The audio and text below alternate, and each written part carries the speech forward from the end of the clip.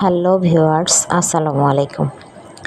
আজকে আমি আপনাদের সাথে শেয়ার করব আমি যেভাবে খুব সহজেই নেহারি বা পায়া রান্না করে থাকি। তো এই জন্য আমি শুরুতে গরুর 2টি পা নিয়ে নিয়েছি। তো মূলত এগুলো এখন পরিষ্কার করে বিক্রি করা হয়ে থাকে। তো আমি 2টি পা নিয়ে নিয়েছি এবং দেখতে পাচ্ছেন পেঁয়াজ কুচি, আদা বাটা, রসুন বাটা, দারচিনি, এলাচ, লবঙ্গ, লবণ, জিরার গুঁড়া, গোলমরিচ, মরিচের গুঁড়া, হলুদের গুঁড়া, ধনিয়া গুঁড়া আর একটু টেস্টিং সল্ট। তো এখন আমি সবগুলো উপকরণ পায়ের সাথে মিক্স করে একটু তেল আর পানি দিয়ে আমি একবারে চুলায় বসিয়ে দিই।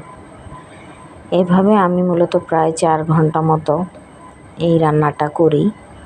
তো এখানে আমি আলাদাভাবে বারবার গরম পানি অ্যাড করে দেই। তো এভাবে আমি রান্না করতে থাকি। তো মূলত যখন আমার রান্নাটা শেষ হয়ে যায়, পায়াগুলো নরম হয়ে আসে, তখন আমি এর পরবর্তী ধাপে যাই। সেজন্য আমি আলাদাভাবে কিছু পেঁয়াজ কুচি করে নেই এবং সামান্য পরিমাণে রসুন কুচি এবং আদা কুচি আর একটু লেবু কেটে নেই। তো শুরুতে আমি একটি ফ্রাই প্যানে সামান্য পরিমাণে তেল দিয়ে সেখানে পেঁয়াজগুলো একটু ভেজে নিই।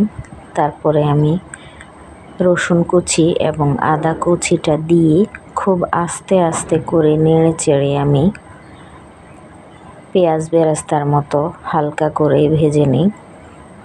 তারপর আমি এটা বাগার দিই।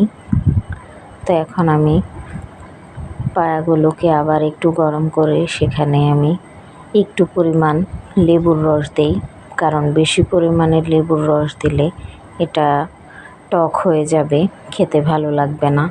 কারণ এই রান্নাটা আমি বেশ কয়েকবার করেছি, তো এবার একটু ভিন্নভাবে করলাম। তো এখন আমি বাগারটা দিয়ে দিই এবং বাগার দেওয়ার পরে অনেক বেশি সময় এটাকে জাল করব না, তাহলে ভালো লাগবে না। তো এভাবে এটাকে আমি গরম গরম পরিবেশন করেছি এবং সাথে নান রুটি দিয়ে আমরা সবাই এটা বিকেলে নাস্তা হিসেবে খেয়েছি। ধন্যবাদ সবাইকে।